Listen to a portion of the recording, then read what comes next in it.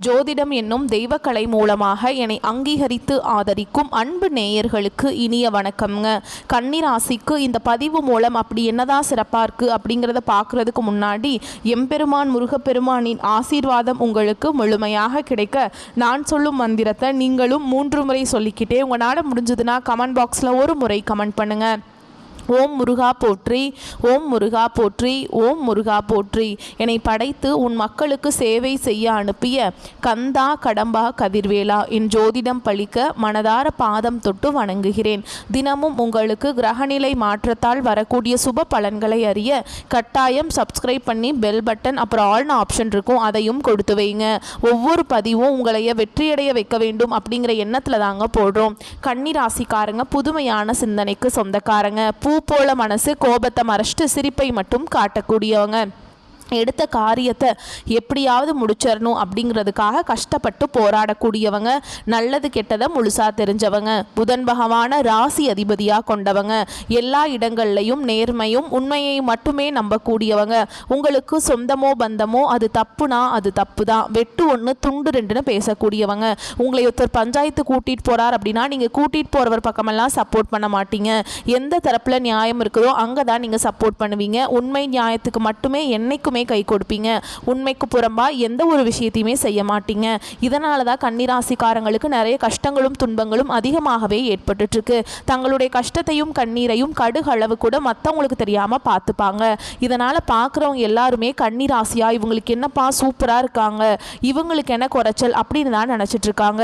ஆனா வீட்டில் சாப்பாட்டுக்கு கூட கஷ்டப்படுறது உங்களுக்கு மட்டும்தாங்க தெரியும். கஷ்ட காலத்துல திரும்பி பார்க்க கூட ஆள் கிடையாது. ஏதோ தட்டு தடுமாறி எந்திரிச்சு நிற்கிறப்போ உங்களை குறை சொல்றதுக்குனே நிறைய பேர் தேடி வருவாங்க. உங்க சொந்தக்காரங்க நண்பர்களுக்கு ஒரு தேவை இருக்குதுன்னா மட்டும்தான் உங்க கிட்ட வருவாங்க. அந்த தேவை முடிஞ்ச உடனே உங்களை தூக்கி போட்டுருவாங்க.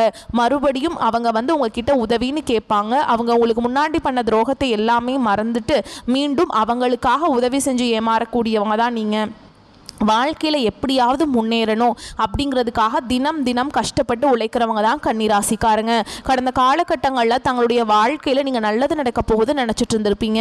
ஆனால் உங்களுக்கு அந்த டைமில் ஒரு மிகப்பெரிய ஏமாற்றம் தான். புதுசாக ஒரு சில பிரச்சனைகளும் கஷ்டங்களும் தானாகவே உங்களை தேடி வந்திருக்கும். கன்னிராசிக்காரங்க சொந்த பந்தத்தை இழந்தாங்க, சொத்துக்களை இழந்தாங்க, தங்களுக்கு நெருக்கமாக இருக்கக்கூடிய உறவுகளையுமே இழந்தாங்க. கடைசியாக நான் மட்டும்தான் எல்லாத்தையுமே இழந்துட்டு நிற்கிறதா இருக்குது, எனக்கு உயிர் வாழவே பிடிக்கலன்னு சொல்லிட்டு இருக்காங்க.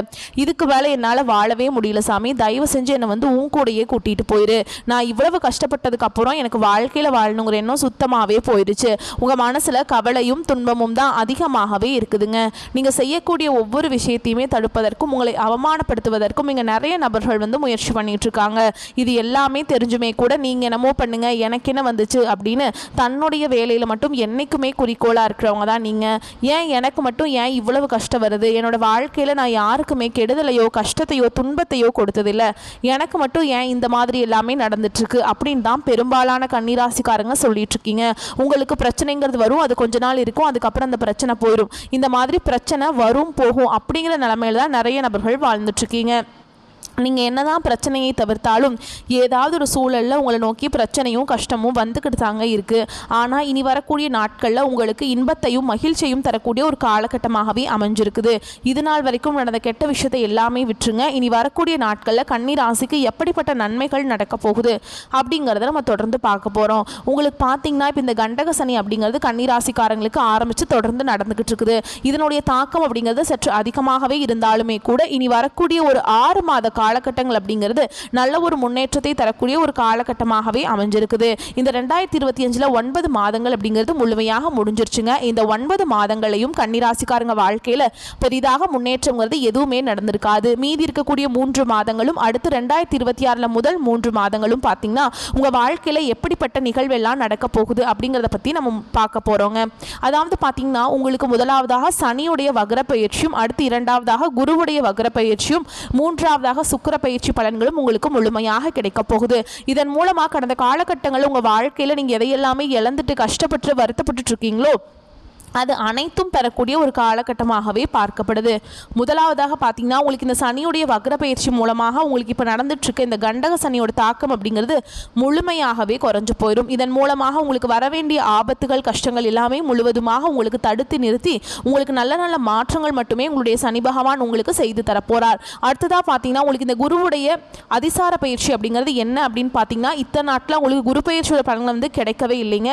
ஏன்னா குரு பயிற்சி பார்த்தீங்கன்னா மே மாதத்திலே ஸ்டார்ட் ஆயிடுச்சு. இப்போ உங்களுடைய ராசிக்கு 8ஆம் இடத்துல வந்திருக்கார். ஒட்டுமொத்த குரு பெயர்ச்சியோட பலன்களும் உங்களுக்கு முழுமையாக கிடைக்கிறதுனால வரக்கூடிய ஒரு 4-5 மாதங்களுக்கு நல்ல ஒரு பொருளாதார முன்னேற்றமும் நல்ல ஒரு வாழ்க்கை முறையும் கண்டிப்பாக கன்னிராசிக்காரங்க வாழ்க்கையில் ஏற்பட போகுது. அடுத்ததாக பார்த்தீங்கன்னா, போன மாதமே பார்த்தீங்கன்னா சுக்கிர பெயர்ச்சியானது ஸ்டார்ட் ஆயிடுச்சு. ஆனால் இதனுடைய பலன்களும் உங்களுக்கு கிடைக்காம இருந்தது. இப்போ இந்த அக்டோபர் மாதம் 10ஆம் தேதியிலிருந்து பார்த்தீங்கன்னா உங்களுக்கு வருட கிரகங்களுடைய மாற்றங்கள் இருக்கிறதுனால சுக்கிர பெயர்ச்சியோட பலன்களும் உங்களுக்கு முழுமையாக கிடைக்கிறதுனால ஒருத்தன் வாழ்க்கையில் கொடி கட்டி பறக்கிறான்னா அவனை பார்க்குறவங்க எல்லாருமே அவனுக்கு என்னப்பா சுக்கிரன் உச்சத்தில் இருக்கான் அப்படின்னு சொல்லுவாங்க. அந்த அளவுக்கு உச்சத்திற்கு போகக்கூடிய வாய்ப்புகள் எல்லாமே கன்னிராசிக்காரங்க வாழ்க்கையில் ஏற்பட போகுது.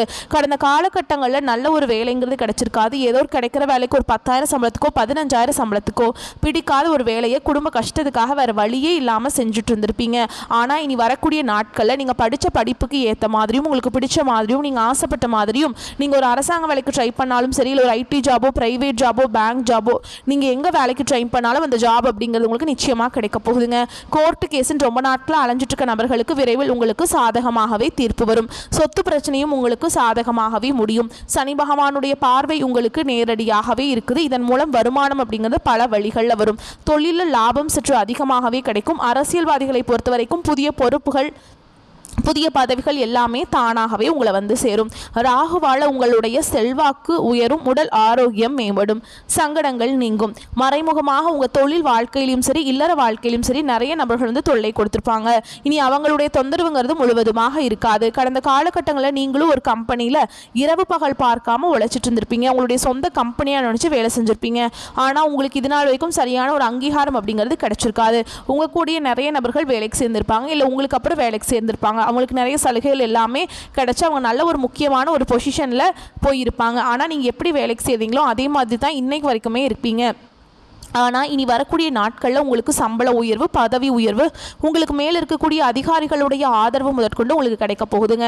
இனி உங்கள் வார்த்தைக்கு மதிப்பு மரியாதை கிடைக்கும். அந்தஸ்தில் நீங்கள் எதிர்பார்த்த உயர்வுக்கு போக போகிறீங்க. இனி நினச்சது எல்லாமே நடக்கும். தொழில் வியாபார தடைகள் அனைத்தும் விலகும். லாபம் அதிகமாக கிடைக்கும். முன்னேற்றம் உண்டாகும்.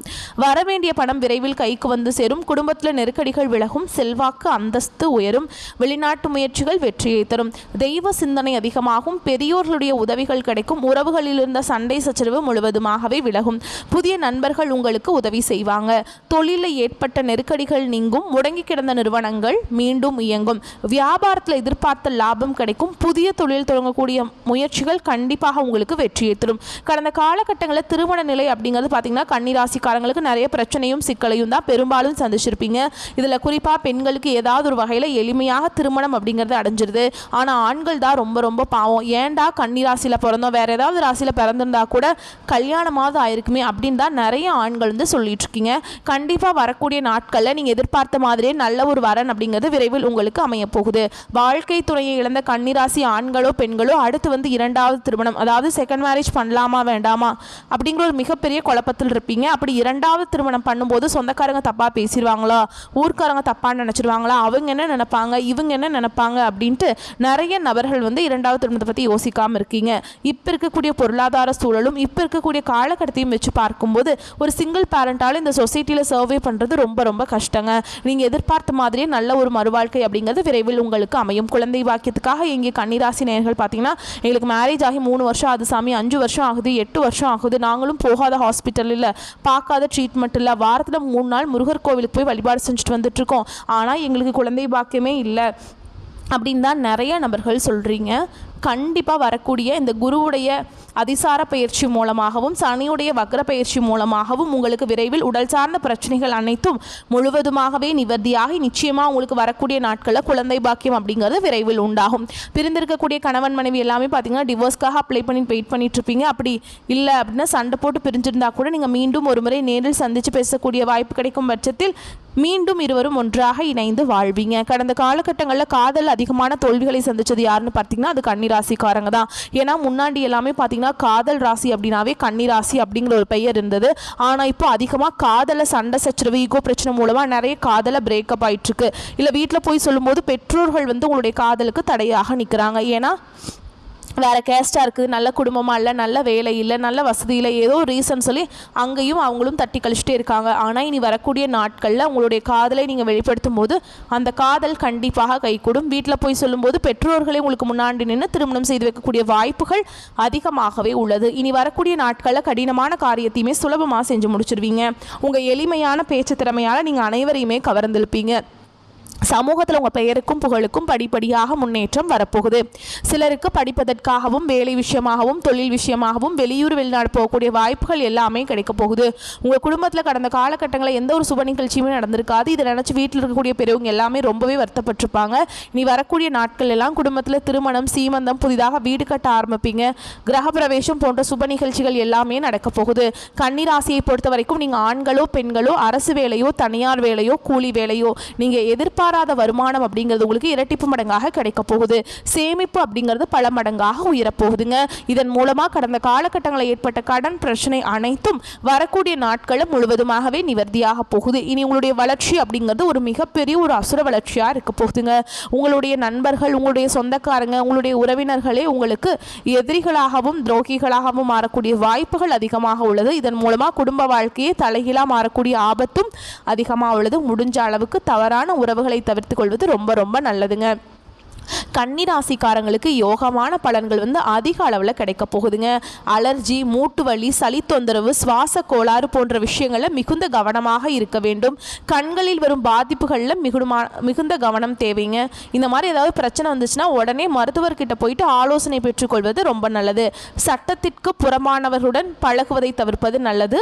இடமாற்றம், தொழில் மாற்றம், உத்தியோக மாற்றம், வியாபார மாற்றம் என எந்த மாற்றங்கள் வந்தாலும் அதனை எடுத்துக்கொள்வது நல்லதுங்க.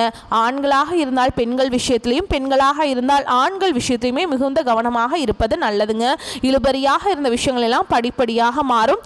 வார்த்தைகளில் தேர்ந்தெடுத்த வார்த்தைகளை பயன்படுத்துவது நல்லதுங்க. ஆண்களாக இருந்தால் ரொம்ப யார்கிட்ட பேசினாலுமே ரொம்ப கவனமாக இருக்கணுங்க. எல்லா விஷயத்துலையுமே நீங்கள் கவனமாக இருக்கணும். ஓகேங்களா? எதிர்பாலினத்தவரால் தேவையில்லாத பதட்டமும் மன வருத்தமும் ஏற்படுவதற்கான வாய்ப்புகள் இருக்குங்க. தொழில் ரீதியாக எந்த ஒரு பாதிப்புகளுக்கும் ஆளாகாமல் இருக்க வேண்டும். அதுதான் உங்களுக்கு ரொம்ப நல்லதுங்க. இழுபறியாக இருந்த நிலைமைகள் படிப்படியாக மாறும். எடுத்த காரியங்களில் இருந்து வந்த தடைகள் அனைத்தும் நீங்கும். மேல் அதிகாரிகள் விஷயத்தில் பொறுமை, அமைதி காப்பது நல்லதுங்க. அதே மாதிரி கன்னிராசினர் கண்டிப்பாக உத்தியோகத்தில் இருப்பவர்கள் பேப்பர் போடுவது, வேலையை விடுறேன் அப்படிங்கிற அவசரப்படாமல் எந்த ஒரு முடிவும் எடுக்காமல் இருக்கிறது ரொம்ப நல்லதுங்க. இருக்கிற வேலையவே ஒழுங்காக பண்ணிங்கன்னாவே போதுங்க.